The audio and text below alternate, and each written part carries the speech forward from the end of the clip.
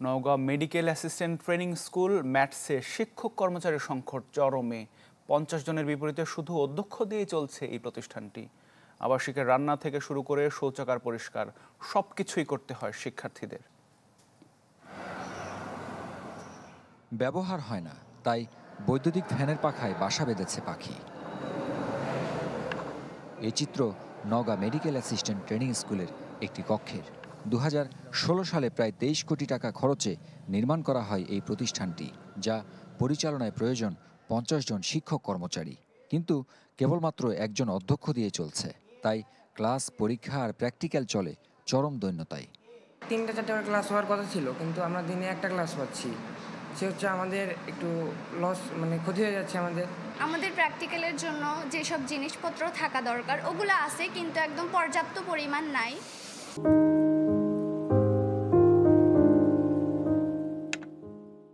শিক্ষার্থীদের অভিযোগ, আবাসিকে থেকে রান্না ও শৌচাগারও পরিষ্কার করতে হয় তাদেরই। প্রহরী না থাকায় চরম নিরাপত্তাহীনতায় সময় কাটে নারী শিক্ষার্থীদের। খাবারের অসুবিধাটা আমাদের জন্য খুবই সমস্যা। আমাদের এখানে খালার ব্যবস্থা নেই, আমরা এখান থেকে বাহির থেকে এনে খাওয়া দাওয়া করতে হয়। আমরা এখানে অনেক ভোগান্তির শিকার হচ্ছে। আমরা নিজেরাই কষ্ট করে, মানে এখানে থাকার জন্য আর কি যতটুকু করা দরকার নিজের চেষ্টায় কষ্ট করে আমরা অনেক সমস্যার সম্মুখীন হয়ে আমরা এখানে থাকতেছি।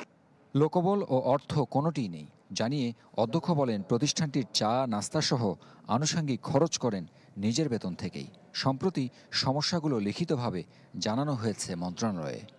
অর্থবলের অভাবে, জনবলের অভাবে প্রত্যেকটা কাজেই আমাদের সমস্যার সম্মুখীন হতে হয়। নিজেদেরকে পরিশ্রম করে বা এই সমস্যাগুলো মোকাবেলা করে টিকে থাকতে হচ্ছে।